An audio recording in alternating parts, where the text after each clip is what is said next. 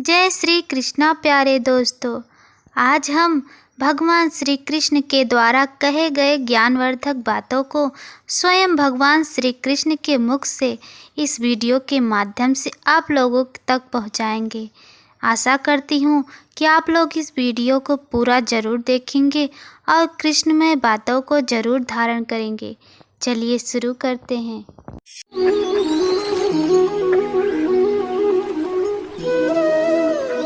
समय के आरंभ से ही मनुष्य को एक प्रश्न सदा पीड़ा देता है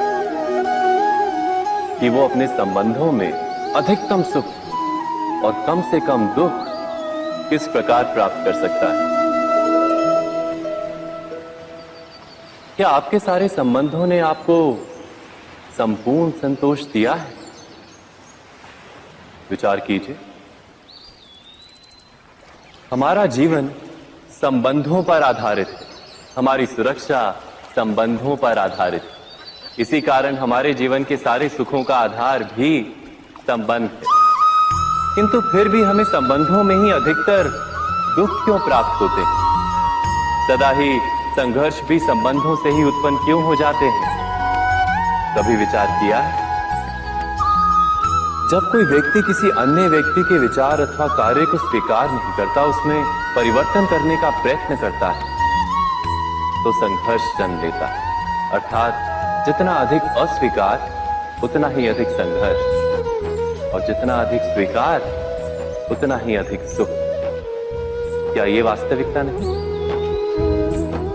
यदि मनुष्य स्वयं अपनी अपेक्षाओं पर अंकुश रखे, अपने विचारों को परखे, किसी अन्य व्यक्ति में परिवर्तन करने का प्रयत्न ना कर स्वयं अपने भीतर परिवर्तन करने का प्रयास करें, तो क्या संबंधों में संतोष प्राप्त करना इतना कठिन?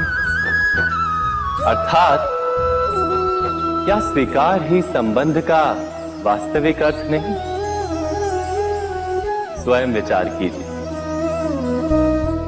जब किसी व्यक्ति को किसी घटना में अन्याय का अनुभव होता है, तो वो घटना उसके अंतर को झकझोर देती, समस्त जगत उसे अपना शत्रु प्रतीत होता है। अन्याय लगने वाली घटना जितनी बड़ी होती है, मनुष्य का हृदय भी उतना ही अधिक विरोध करता है। उस घटना के उत्तर में वो न्याय मांगता है, और ये योग्य भी है। वास्तव में समाज में किसी भी प्रकार का अन्याय व्यक्ति की आस्था और विश्वास का नाश है। किंतु ये न्याय क्या है? न्याय का अर्थ क्या है? अन्याय करने वाले को अपने कार्य पर पश्चाताप हो, और अन्याय भुगतने वाले के मन में फिर से विश्वास जगे समाज के प्रति। इतना ही अर्थ है ना न्याय का। किंतु जिसके हृदय में धर्म नहीं होता, वो न्याय को छोड़कर बैर और प्रतिशोध को अपनाता है। हिंसा के बदले प्रतिहिंसा की भावना लेकर चलता है। स्वयं भोगी हुई पीड़ा से कहीं अधिक पीड़ा देने का प्रयत्न करता है, और इस मार्ग पर चलते अन्याय को भुगतने वाला स्वयं अन्याय करने लगता है। शीघ्र ही वो अपराधी बन जाता है। अर्थात न्याय और प्रतिशोध के बीच बहुत कम अंतर होता है, और इसी अंतर का नाम है धर्म। क्या ये सत्य नहीं? स्वयं विचार कीजिए।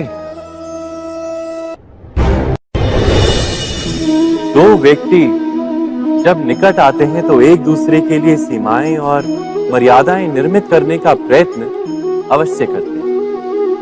हम यदि सारे संबंधों पर विचार करें तो देखेंगे कि इन सारे संबंधों का आधार यही सीमाएं हैं जो हम दूसरों के लिए निर्मित करते हैं। और यदि अनजाने में भी कोई अन्य व्यक्ति इन सीमाओं को तोड़ता है, तो उसी क्षण हमारा हृदय क्रोध से भर जाता है। इन सीमाओं का वास्तविक रूप क्या है? क्या हमने कभी विचार किया? सीमाओं के द्वारा हम दूसरे व्यक्ति को निर्णय करने की अनुमति नहीं देते, अपना निर्णय उस व्यक्ति पर थोपते। अर्थात किसी की स्वतंत्रता का अस्वीकार करते हैं हम। और जब स्वतंत्रता का अस्वीकार किया जाता है तो उसका हृदय दुख से भर जाता है, और जब वो सीमाओं को तोड़ता है तो हमारा हृदय क्रोध से भर जाता है। क्या ऐसा नहीं होता?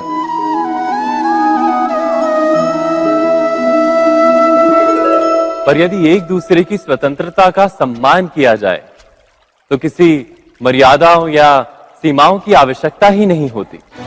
अर्थात जिस प्रकार स्वीकार किसी संबंध का देह है, क्या वैसे ही स्वतंत्रता किसी संबंध की आत्मा नहीं? स्वयं विचार कीजिए।